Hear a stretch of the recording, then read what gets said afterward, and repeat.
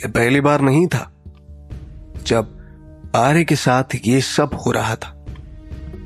आज से पहले भी उसे कई बार सपने आते थे, लेकिन उस समय वो इन सपनों का मतलब साफ नहीं समझ पाता था।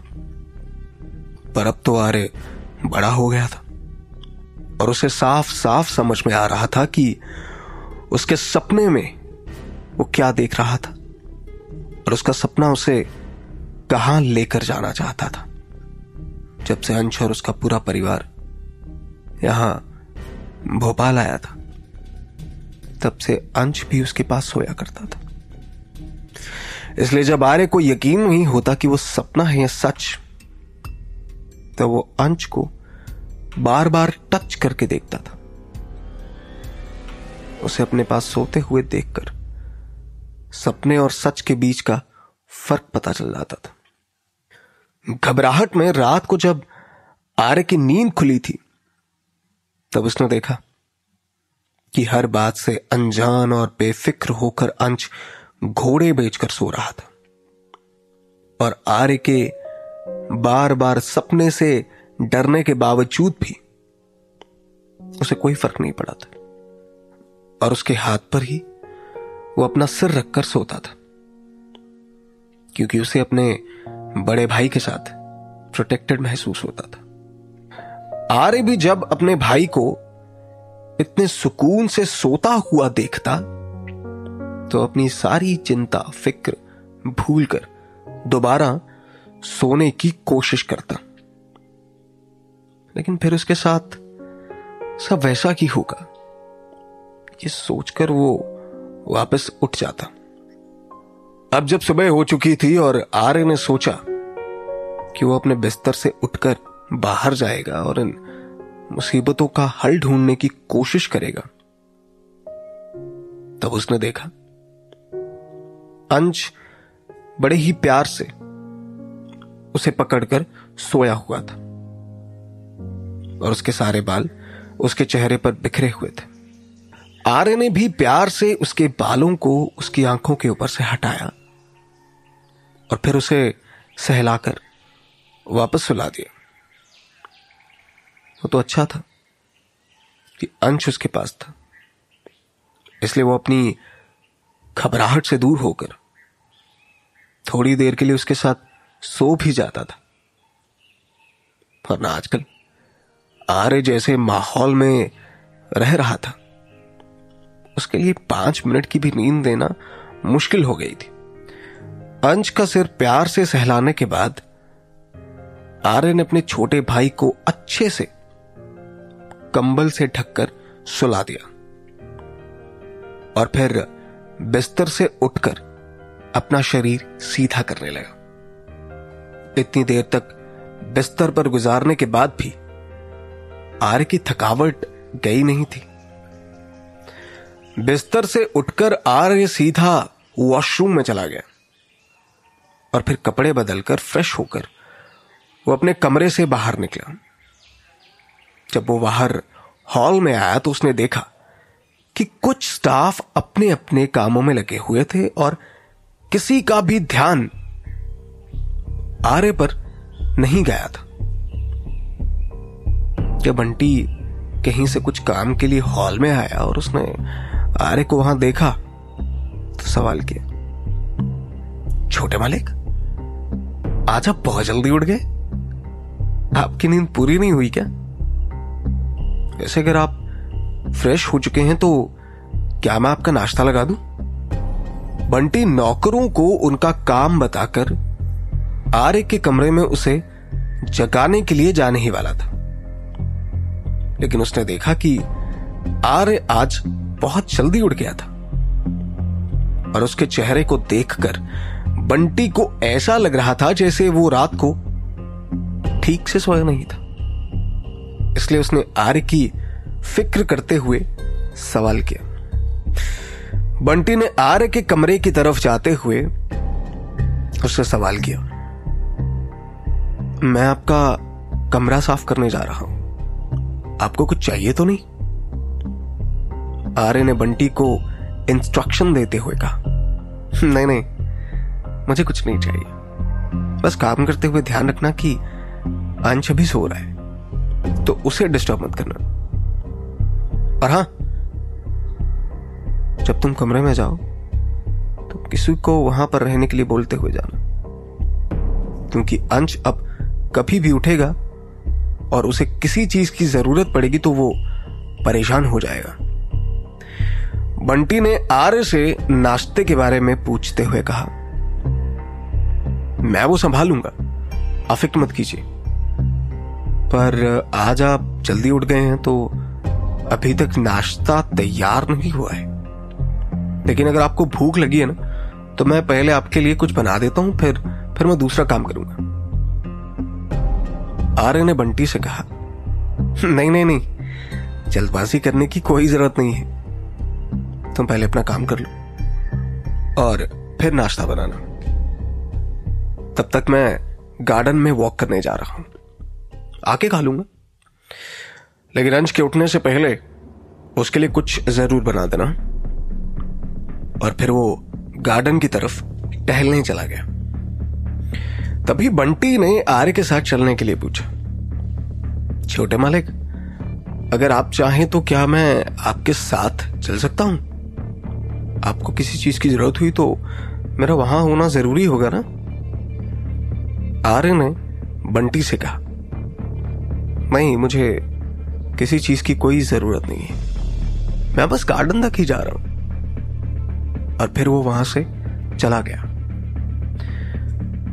बंटी आर्य के साथ जाना चाहता था, और खासकर जो पिछले दिन उन दोनों जुड़वा भाइयों के साथ हुआ, उसके बाद वो आर्य को अपने सवालों से ज्यादा परेशान भी नहीं करना चाहता था। इसलिए उसने बस पूछकर आर्य को उसका काम करने के लिए जाने दिया। जब घर के अंदर और बाहर सारे नौकरों को पता चला कि आज आर्य जल्दी उठ गया था, तो वो लोग इधर उधर भागने लगे, अपना काम पूरा करने लगे, ताकि वो किसी तरीके से भी आर्य को नाराज ना करे। अब हर किसी के मन में आर्य को लेकर डर बैठ गया था। अब घर के नौकर महेश और विराट से ज्यादा आर्य से डरने लगे थे। आर्य को भी दिखाई दे रहा था कि सारे लोग उसे आसपास देखकर घबरा रहे थे, लेकिन आर्य तो सिर्फ अपना काम कर रहा था। उससे कुछ जरूरी काम निपटाने थे, इसलिए वो गार्ड रूम की तरफ गया, जहां वो सारे गार्ड्स के इंचार्ज से बात कर सके। उस घर के गार्ड सुबह जल्दी उठ जाते थे। जब उन गार्ड्स के इंचार्ज को पता लगा कि आर्य उसे ढूंढ रहा है, तो वो भागता हुआ उसके पास आया और उसने आते ही सवाल किया, गुड मॉर्निंग सर, कहीं मुझे आने में देरी तो नहीं हुई? मुझे पता चला कि आप मुझे ढूंढ रहे हो। आर्य ने विशेष चौहान से सवाल करते हुए कहा, विशेष, तुम सारे गार्ड्स के इंचार्ज हो ना, तो सेल्फ डिफेंस, आर्ट और बॉक्सिंग तो आती ही होगी, क्योंकि मैंने सुना है यहां जो भी गार्ड आते हैं वो पूरी तरह से ट्रेन होते हैं। तो क्या तुम मुझे भी ये ट्रेनिंग दे सकते हो? आर्य की बात सुनकर थोड़ी देर के लिए तो विशेष चौहान आश्चर्य में पड़ गया। आखिर इतने सारे गार्ड्स होने के बावजूद भी आर्य क्यों ये टेक्निक सीखना चाहता था? आर्य को महसूस हो गया था कि विशेष चौहान उसे क्यों कुछ जवाब नहीं दे पा रहा था।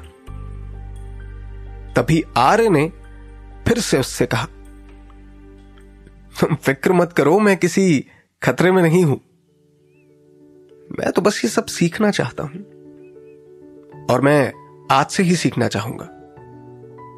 और तुम परेशान मत हो, मैं अब हर रोज इसी समय तुम्हारे पास सेल्फ डिफेंस टेक्निक की प्रैक्टिस करने आऊंगा। विशेष चौहान अभी भी आर्य की बातों से चौंका हुआ था। इसलिए उसने तसल्ली करते हुए फिर से आर्य से पूछा, छोटे मालिक, क्या सचमुच आप सेल्फ डिफेंस टेक्निक्स सीखना चाहते हैं? आर्य ने विशेष चौहान को एक नया काम ऑफर करते हुए कहा, हां, तो बताओ, क्या तुम मुझे ये टेक्निक सिखाओगे? तुम फिक्र मत करो, इसके लिए तुम्हें अलग पैसे दे दिए जाएंगे। विशेष चौहान ने सेल्फ डिफेंस टेक्निक्स के बारे में बताते हुए आर्य से कहा, नहीं नहीं छोटे मालिक, पैसों की कोई बात नहीं है, मैं बिल्कुल आपको सिखाऊंगा और आपको प्रैक्टिस भी करवा दूंगा। लेकिन मैं आपको बता दूं कि आप जितना आसान इसे समझ रहे हो, ये इतना आसान नहीं है। आपको इसके लिए बहुत मेहनत करनी पड़ेगी। और जो लोग भी इस टेक्निक को सीखना चाहते हैं, शुरुआत में उनको काफी दिक्कतों का सामना करना पड़ता है और इसके प्रैक्टिस में जो चोटें लगती हैं वो भी मामूली नहीं होती। अगर आप उस चोट को जल्दी से जल्दी नहीं भर पाए तो वो आपके शरीर का हिस्सा बन जाती है। आर्य ने विशेष चौहान को सुझाव देते हुए कहा, तुम इनकी फिक्र मत करो, अब मैंने सीखने का मन बना लिया है तो मैं पीछे तो नहीं हटूंगा। अगर तुम्हें अभी भी मेरी शारीरिक ताकत पर शक है तो क्यों ना तुम मुझे थोड़े बहुत टेक्निक सिखाकर देखो कि मेरा शरीर इन चोटों को झेल पाता है या नहीं। जब विशेष चौहान ने देखा कि आर्य डिफेंस टेक्निक्स सीखने के लिए अपना मन बना चुका था तो उसने आर्य को ज्यादा नहीं रोका और ऊपर से उसे भी खबर थी कि कल उसने उन दोनों जुड़वा भाइयों के साथ क्या किया, इसलिए वो भी बहुत सोच समझ कर ही आर्य से बात कर रहा था। इसलिए विशेष चौहान ने आर्य से कहा, ठीक है छोटे मालिक, मैं आपको थोड़ी बहुत टेक्निक सिखाता हूं और अगर आप उसके बाद भी आगे की टेक्निक सीखना चाहते हैं तो फिर आप इसकी प्रॉपर ट्रेनिंग दूसरे ट्रेनर के साथ कर सकते हैं। असल में मुझे भी सेल्फ डिफेंस प्रैक्टिस करते हुए काफी समय हो गया है, तो अब तो मैं अपना सारा समय इन गार्ड की देखरेख में ही लगाता हूं। इसलिए आपको मुझसे बेहतर टीचर की जरूरत है, बस फिर क्या था। उस दिन से आर्य ने विशेष चौहान से सेल्फ डिफेंस टेक्निक्स सीखने का मन बना लिया था और फिर कुछ दिनों तक लगातार आर्य का यही रूटीन था। वो सुबह उठता और गार्डन की तरफ आकर विशेष चौहान से टेक्निक सीखता और उसकी प्रैक्टिस करता। शुरुआत में आर्य के लिए इन टेक्निक को सीखना कोई मामूली बात नहीं थी और आज से पहले कभी भी आर्य ने इतनी स्ट्रिक्ट ट्रेनिंग नहीं की थी। इसलिए उसके शरीर में हर जगह पर दर्द हो रहा था और वो ठीक से सो तक नहीं पाता था।